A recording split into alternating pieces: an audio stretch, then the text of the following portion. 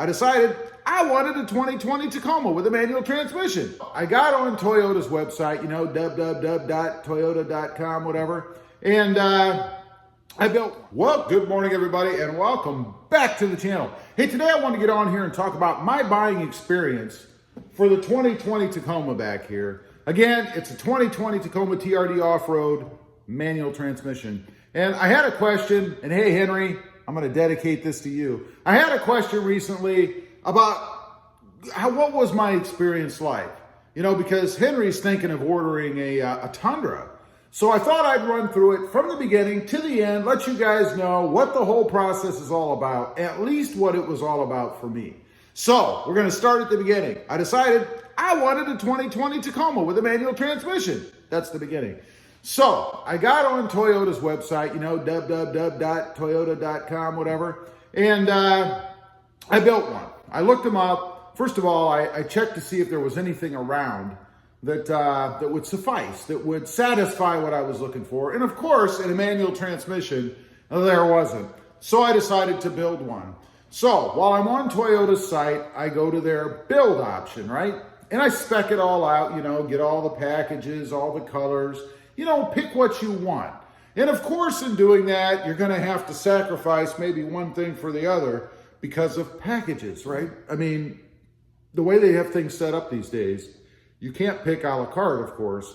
You have to choose packages. So I did all that, and then I printed off my sheet, right? What I had come up with. Then I called a dealership, my local dealer here, and made an appointment to go in and sit down with the inventory manager. And that's who you really want to deal with. If you're going to order a truck, and I don't care who you're ordering it with, you want to sit down with the inventory manager because they know everything, right? They're the ones that order the trucks. So don't sit down with the salesman. I mean, you need a salesman, I guess, but don't sit down with the salesman. Sit down with the inventory manager because then you also cut out a third party, less room for mistakes and errors. You can sit right there while they order it for you. So that's exactly what I did. I sat there with the inventory manager over at Bert Ogden, and by the way, he was fantastic. Spec'd out the whole truck. He actually made a couple of calls just to verify there were a couple of options, and this is where it's important to sit down with the inventory manager. There were a couple of options while he was going through the screen that didn't come up, even though they did on the website. So we got all that settled. He hit the button, and he placed the order. Now, back to the salesman. Most dealerships, and I've placed 2 orders for vehicles in my life, require some sort of a deposit, right? Typically about $500. Now, my advice to you is don't put down any more than $500. You don't need to. Matter of fact, if you can put down less, then do that. Because if you're serious and you're going to buy the truck, what does it matter how much you put down? You're going to take it anyway. They do that to kind of tie you in a little bit, right? To get a little bit of a commitment, to make sure you're serious because you have a little skin in the game, right? Especially if you're ordering something that's not hugely popular with everybody else, like a manual transmission. So in my case, I put down $500, right? That deposit should be, and has always been for me, refundable, right? For any reason. You can change your mind. Maybe you can't come to a deal once the truck comes in, to an agreement, on price and stuff. And that brings me to my next point. There's 2 ways to do this. One, you can negotiate price while you're there. However, I'm not so sure that you're going to get any rebates that might become available, or I should say go away, when the truck comes in, because I don't believe the dealership can actually give you a current rebate on a truck they don't have. So I'm not sure you can really, truly come to an agreement on price. And that may be where some people have said they've gone in and the price is different or whatever. So I did not do that. I waited until the truck came in. So my negotiation point was when the truck came in. Now, speaking of when the truck comes in, make sure that the dealership is giving you an accurate date for when that truck is coming. My dealership was very forthright with me. They told me it could be 3 to 5 months. And as it turned out, it was on the 5-month end. So I knew going in that it could take quite a while. Maybe I'd get lucky, but it was no real big surprise for me. I didn't like it.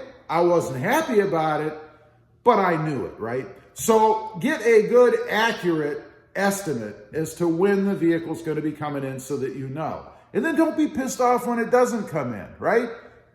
Because you knew. So anyway, you place the order, the truck comes in. Now, you should get updates, you know, I don't know, once a month or something like that, or maybe once every couple of weeks, depending on how quickly they tell you the truck is going to be available. Now, I will tell you that there really is no information up until Toyota assigns a temporary VIN to the dealership. They do that because they are now acknowledging the order. They've received it, they've got it. It's not really in their system to build yet, but it's there. The next step is when they assign a permanent VIN number and give you an approximate date as to what delivery is going to be. Now, this is where it gets funny, because it's my belief that as soon as the dealership assigns a VIN number, it's in their system and it's ready to roll. I mean, it's going to happen quick. And that's the way it happened with me. I got a call that there was a permanent VIN number assigned. The truck was going to be ready in the next 2 to 4 weeks, and that was the update. 5 minutes later, I got another call telling me the truck is built and it's going to be here in 48 hours. The next morning, I got a third call telling me the truck was delivered the night before, most likely while we were on the phone. So things happen quickly once that permanent VIN number is assigned. So if you think there's going to be any real information in between, there isn't. And if the dealership tells you there is, they're probably telling you a tale just so you'll quit calling them. All right, so the truck comes in, it's on the lot, it should be sold to you, or at least marked sold, but you only have some period of time, usually 48 hours, something like that, to come in, work the deal, and claim the vehicle, because they're not going to leave it sit there. They're not going to hold that truck for you forever. So you got to be ready to move, right? So what you should do, in my opinion, as soon as it comes in, well, first of all, as soon as it drops off the truck, I'd go in and take a look at it. Make sure it's what you wanted. Make sure it's what you ordered. Take that list of parts or list of options, and the dealership can give you that, in with you, and make sure that everything that you wanted is on that truck. In my case, everything was. It was perfect, just the way that I wanted it. So now it comes down to negotiation time, right?